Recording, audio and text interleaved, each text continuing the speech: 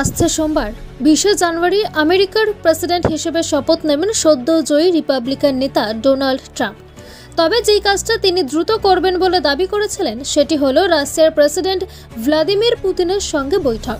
আলোচনার বিষয় হবে চলতি যুদ্ধ রাশিয়া ও ইউক্রেনের মধ্যে। যদিও ক্ষমতায় এলেই যুদ্ধ বন্ধ করবেন এই প্রতিশ্রুতি তিনি দিয়েছিলেন নির্বাচনী প্রচারের সময়। তবে কিভাবে এই যুদ্ধ ট্রাম্প বন্ধ করবেন সে প্রশ্ন করা হলে হবু প্রেসিডেন্ট বলেন, সেটা নির্ভর করছে পুতিনের ওপর। আমি এটা কল্পনা করতে পারছি না যে এই যুদ্ধ যেভাবে চলছে তা নিয়ে পুতিন খুব রোমাঞ্চিত হয়ে আছেন। এই যুদ্ধ তার জন্য ঠিকমতো চলছে না। উনি আমার সঙ্গে দেখা করতে চাইছেন, আমিও যত দ্রুত সম্ভব ওনার সঙ্গে দেখা করব। কিন্তু আগে আপনাকে দায়িত্ব তো নিতে হবে। কিছু জিনিস আছে যা আপনাকে করতে হবে সেখানে বসে।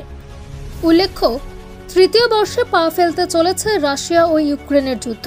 ইতিমধ্যেই এই যুদ্ধের জেরে প্রাণ হারিয়েছেন বহু সাধারণ মানুষ, পাশাপাশি শহীদ হয়েছেন দুই দেশের একাধিক সেনাও।